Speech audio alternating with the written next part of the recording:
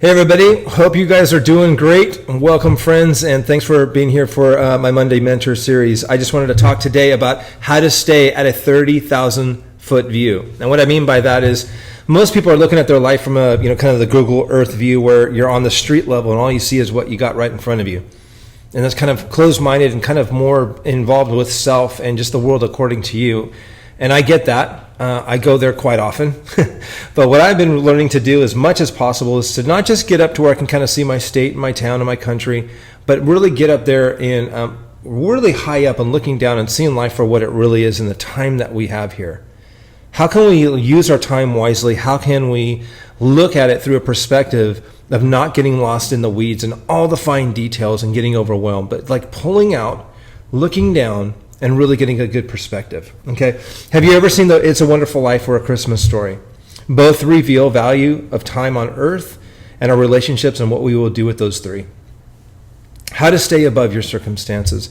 This one of the things that I always say is, let's say it's a very, very tough season, and it's really daunting circumstances. Things are really, really tough, and things are just really overwhelming, and it doesn't look like there's any hope at all. Not even a light at the end of the tunnel, and most people think that light at the end of the tunnel is a train, but it's not. Okay, so what is it like? What do I do, and what can I share with you guys in terms of how I handle those situations? Like the pressure cooker seems way up. One of the first things that I do is I work as much as possible to not get emotional about it. Because in emotion, most of the time what people are going to do is they're going to react, not respond. And when you react and do something in emotion, it's most likely something that isn't accurate. It's something that you might regret, and it's a little too hot-tempered, and things are very, very inflated. So what I tend to do is wait, pause, give it some time, let it die down, and don't respond right away. Definitely don't react right away. It takes a lot of maturity, takes a lot of discipline, and takes a lot of self-control. So that's something that I work on constantly, because as you do this better and as you take bigger risks in life and dream bigger and launch more things and take more initiative on your life, those stakes get higher. So it takes more discipline. It takes more self-control. It takes more of that controlling the reaction. Okay. So one of them is, this season is temporary, no matter how hard it seems. It is a season. It's not forever. So I really want you to remember that. I can do anything, pretty much anything, that is very unpreferred, something is very difficult, for a very short amount of time. So I would encourage you to remember that. This isn't going to be forever, even though it feels like it might have forever consequences. We've had seasons of life that were adjustment periods, fine-tuning periods financially, and things that we possessed, and material goods, and the recession, and businesses, and growing the business, and investing back in the business, all these different stages of life, and you're just feeling like, man, this is going to be like this forever, and then you get really upset, you get depressed, and it's kind of this downward spiral. I understand. Whether you're in school, whether you're thinking about school, whether you're in a certain period of a transition with a relationship, etc., no matter what's going on, it's temporary, it's not forever. So the next thing is, and how do I handle those moments where I can really get out in a 30,000 foot view and not be in the weeds of looking at it so close that I'm intoxicated by it, my feelings are overwhelming, and that I'm just like, I feel alone and I feel overwhelmed. Here's what I've done in the past. One is, you have to get an outside perspective for counsel and support. One of my favorite verses says this: victory is in store for those who seek counsel. Okay? If you don't have people that are in your life that are speaking truth into your life and giving you wise counsel, go ask and look for them. Look for those people, those adults, those who have been down the road that are further ahead of you, that have and possess what it is you desire. If you don't have a mentor, you're following yourself, and that can get really, really dangerous. If you want to have an effective, purposeful, impactful life, you are not going to be able to do this alone. You're not going to be able to do it with those that are necessarily like at the same level as you, meaning, I mean, you'll have your sphere of friends that are maybe people, your tight friends, and you do that with them on the weekly. But I'm talking about the mentor that's the reach. Those are those folks that have the wisdom that is more than what you have, and more than what you currently have, and where you want to be. It's that reaching out, going beyond the comfort zone of what you're currently sitting in, and doing life with them. asking them, hey, what am I not considering here? What's the potential blind spots? What have I done that's got me in this situation that I might be able to handle this well to get out of it? But also, what can I do to prevent myself from getting in a situation like this before?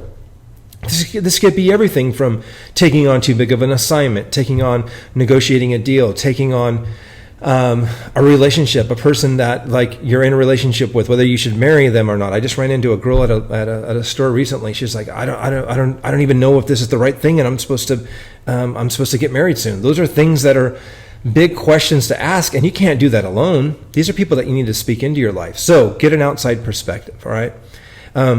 Victory is in store for those who seek wise counsel. All right. Know your identity and trust that you don't have to carry the baggage yourself. Surrender your will and heart to his guidance. For me, the moment that I let go, and everybody uses that term, let go and let God. Hey, I get it, but to a certain degree, it's true.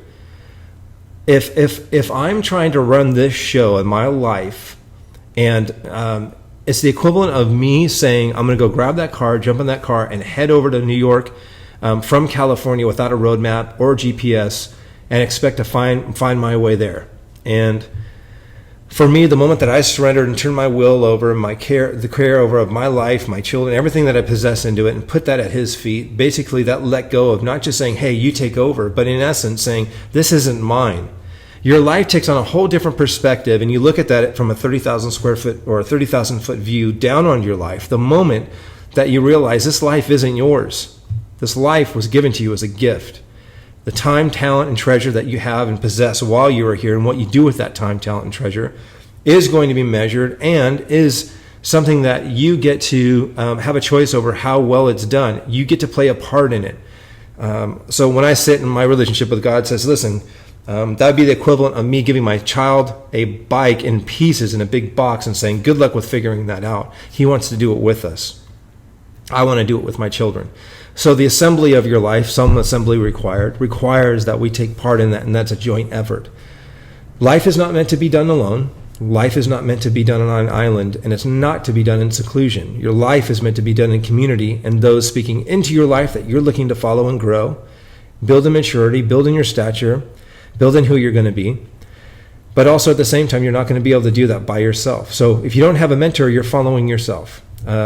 So let's go. Realizing the big picture that this is a blip on the radar screen of life. I don't care how bad your circumstances are right now. This is a blip.